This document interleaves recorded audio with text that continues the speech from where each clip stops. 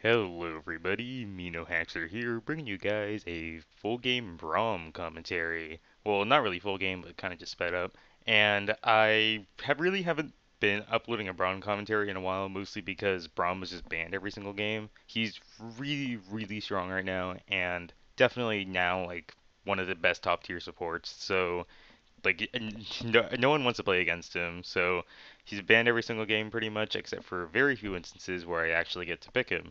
So my thoughts on Braum is that he's very strong as like a more of a reactive support.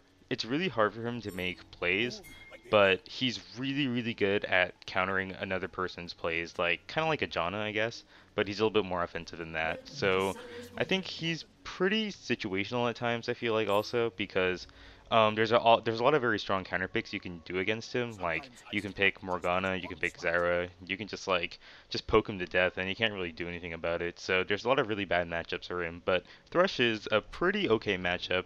He just gets pretty like outmaneuvered by Thresh early on, but I think later on in team fights, like he will just completely outshine Thresh in terms of just peeling for a specific person. So in this game for Runes of Masteries, it leaves a link to the description of what I'm using, but I believe I'm using 426-0 Masteries and Armor Red, 7 HP yellow, and 2 Armor yellow, full flat magic resistance glyphs, and 2 armor quints and 1 HP quint, and that rune setup pretty much maximizes my defensive stats, which is pretty cool. So I'm going for a really tanky setup. So this lane matchup is a Caitlyn Braum versus against a Vayne Thresh, and Caitlyn probably isn't the best laner to put with Braum, mostly because she kind of auto attacks pretty slowly, so it's kind of hard to get off Braum's passive. Like Lucian, Jinx, and like yeah, Lucian and Jinx are definitely like some of the best people to lane with Braum, mostly because they attack really fast. Jinx also has CC, which is pretty nice. So those two I would probably lane with Braum. Nah, Caitlyn's kind of bad, so it doesn't really matter too much because we hit level 2 first here, so we can pretty much just keep shoving the lane in, and that's what you really want to do against a Vayne, because you can't give her any farm, you can't really give her any opportunities to harass back. And Caitlyn took a lot of harass right there, which kind of sucks because we really need to stay at high HP if we want to keep poking him down. And right now, I'm kind of scared because Thresh can definitely outtrade me really hard at level 2 because Braum really sucks at level 2. He really is only good level 3. So Caitlyn kind of steps a little bit far too forward, and like they just completely jump on Caitlyn, and I can't really do anything to save her. So they burn pretty much everything, and luckily for me, I just turned level 3, so I go ahead flash, put up my wall, and then jump to a creep to get out. There was really nothing to do to save Caitlyn right there, because she was kind of in a fairly bad position, because she was kind of way too close for a Thresh play, and she's kind of ended up dying, so I kind of had to just let her die. And yeah, it kind of sucks now, because I just have to sit in lane, just wait for her to come back, and just give Vayne some more free farm, which isn't too good, but it's not too big of a deal since she already lost all her farm beforehand, so it's kind of even out about now, so it's okay. Now, I also did start Relic Shield. That's always what we want to start with Braum because he benefits a lot from building Face of the Mountain and just going for HP stats, and so that's what you want to do. I go back now because I finally have enough money to get the Targon's upgrade, so I do have the first upgrade now, and I bought an extra pot because I don't really need a ward right now. Fiddle doesn't really gank that early anyways, so I'm not really too scared of any kind of jungler gank. So I don't really care about worrying the lane or the river because you know Fiddle isn't gonna come gank. Like his ganks are pretty weak anyways, pre-6. So Thresh kind of goes a little bit out of position, so I just jump in immediately there. I Q him, and then I start making a wall in front of the Vayne to start zoning her out, and we just do a really nice chunk there. So we pretty much just completely outtraded them, and now this is really good for us because the wave is pushing back towards us. So now we can start freezing the lane and just keep denying Vayne some more EXP and farm, which is really, really good. Twist of Fate's there, but he gets lanterned, so that's kind of annoying. But now we know that they're still kind of just waiting around, so we're going to keep on freezing the lane and just have the wave keep pushing towards us and keep denying them some farm. And now the lane has pretty much tilted back in our favor now that we're just denying them so much farm. I also start leveling up. I believe I start maxing my wall first, mostly because I don't really think it's worth maxing Q on Braum. I just think like it's better to just go more defensive and more peely. And having a higher, more points in wall, I think, is more beneficial than having more points in your W. That's just my personal opinion, though. But I know I have tried maxing Q when I really want to play aggressive, and that has worked out a few times. It just, I think, depends on how the lane is doing in general and who you're up against. So a good thing you do about the wall is that like right here, like I'm just using the wall just to deny CS to Vayne. So as soon as I see Vayne is gonna go for some of the creeps, I just put up a wall so that way like she can't get any of those creeps. And that's kind of a nice thing you do with the wall if like you're kind of bored in lane and you can't really do anything. So yeah. So there I jump in front of the Caitlyn to block the Thresh Q, which is really good because now Caitlyn can keep on poking them and she doesn't die. So yay. That's kind of how you want to play Braum, except it's probably not good if you get pulled too often because you might just end up dying for no reason. So be careful about that if you're going to block projectiles for your teammates like that. And yeah, I mean, we're just continuously just shoving them out, zoning them out. At this point, I think we're up like maybe 20 plus CS, which is really, really good. And this is how the lane should be going for Caitlyn versus Vayne if you play the lane right. So we also have to be careful right now because TF is level 6. We're getting some warnings, and Fiddle might be around the corner too. So we're kind of scared, but no, we're not too concerned right now because I think we can play around that. So yeah, I guess I'm 6 now, so I do have my gold, but I kind of don't really want to fight them because once again, we don't know where they are. And now Phil just comes straight in. I just decide to just throw my life away because even if I W towards a Caitlyn, we both probably still would have died because TF would have just thrown the card at either one of us. So I thought, well, I'm not going to flash away because I'm just going to die anyways. So I decided to just sacrifice myself, let Caitlyn live. And unfortunately, they do start Dragon, but like they're just really just disorganized because Zyra just kind of separated a lot of them. And we actually ended up winning a 3v4, which is really good on my teammates' part, so that benefited us a lot. And so they're going to go ahead and just straight up push mid, which is a really good decision because they're all really low and they can just take a free turret. I had bot because if they decide to go bot and try to push that turret in as like a reaction, I can at least defend it a little bit since I'm kind of too tanky for Twisted Fate and Vayne to take on. And they're also really low.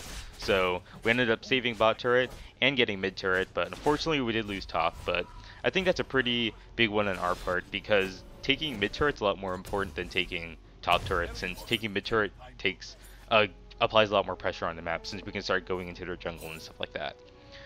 And I don't think my items are really need that much explanation. You know, I'm just getting boots, sight stone, pink ward, nothing too weird about that. I guess always, like, once again, always sell your warding trinket to get the sweeping lens as soon as you get a sight stone because you don't need the extra ward from your trinket anymore.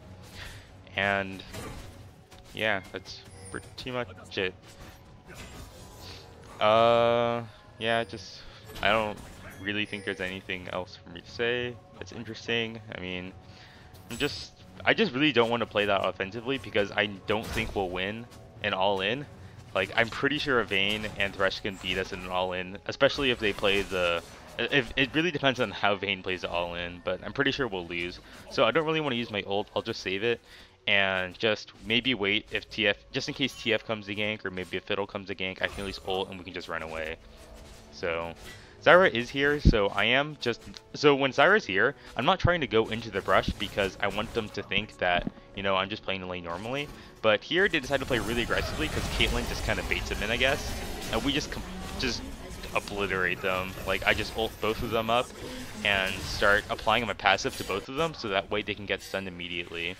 Jax comes here, but he kind of just runs away and just jumps over, so that kind of sucks. But since we killed both bot lanes, we're going to take that turret immediately.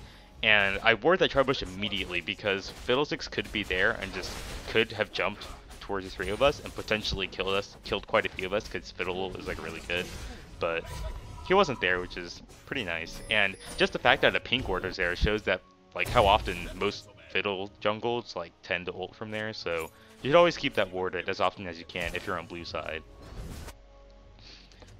So we see Lulu is just getting ganked pretty hard, and at this point, after you take that bot turret, you should be roving mid, but we already took the mid turret, so there isn't really a point in doing that. So we're gonna go ahead and just stay bot and just defend our turret, so that way they don't get the global money, and we can keep it.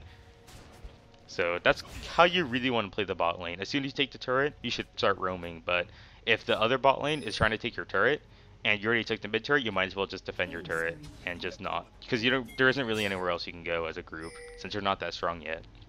So I do see Fiddles around the area, but you know, I saw him go mid, so I'm not that scared of a gank.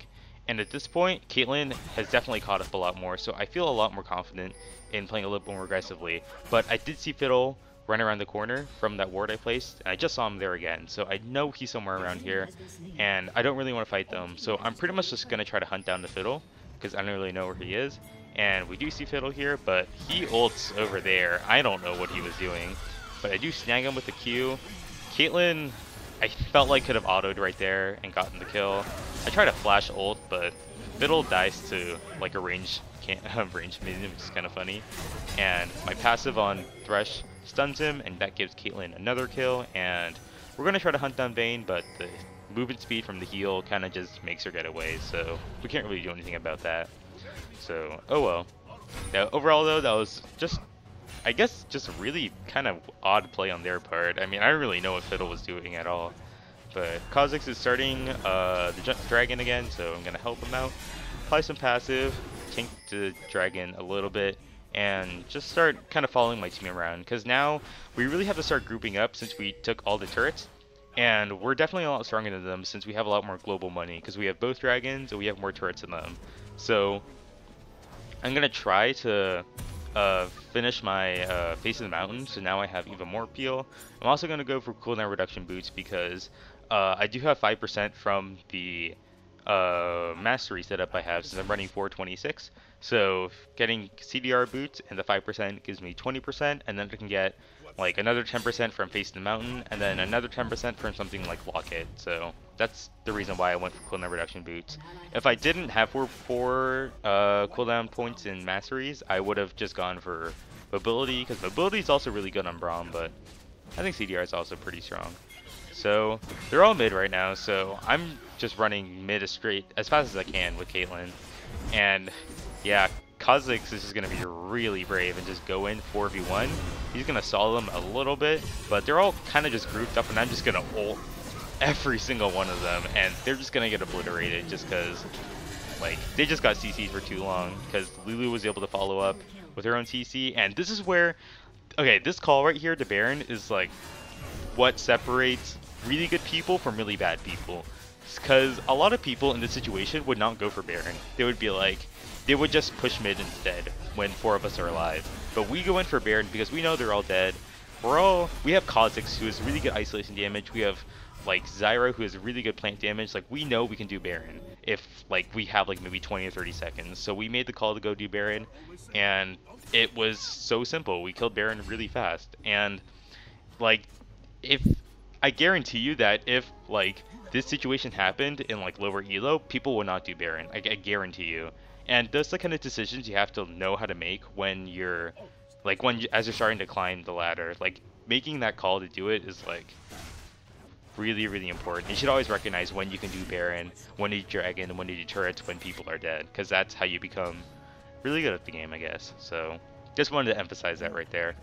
Now, I do see Vayne, Thresh, and Caitlyn is here, and I know with Baron buff we can actually fight them. So I'm going to try to ult the Vayne.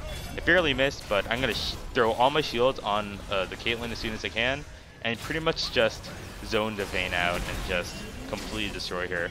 I jumped to a plant here to close the gap on the Jax, but unfortunately he's a little bit too fast. So I'm going to just keep chasing him, let Kha'Zix jump, and then I can jump to Kha'Zix and apply my passive, which does force Jax to flash, which is pretty nice. And like, we're just gonna go mid because we kill a lot of them. Caitlyn's bot and is pushing, which is totally fine, so we'll just start pushing both lanes at once. I'm just gonna start running up towards them because I just want to zone them out, and because I want the turret, you know. So my goal right now is to zone out Fiddlesticks. If I ever get in the range of him, I'm just gonna throw a Q and just make sure he doesn't ult towards my team. Now here Lulu does get kind of in a bad position, so I start jumping towards her. Kha'Zix jumps with me, and we're pretty much just crushing them at this point, because with Baron buff, like, they really can't do anything. And we have really strong pushing power too, so yeah, this is just looking grim for them. Like, I'm just gonna just jump in, help out my team. I mean, it's just like complete decimation at this point. Yeah, that's pretty much game. So that was a really fast game. Definitely not the most interesting game, but I guess that's how I play Braum, I suppose. Um, yeah, I guess there isn't really much else for me to say. Just that Braum is really, really good, and you should definitely pick him when you can because he is such a good support right now, and that's pretty much it. Yay.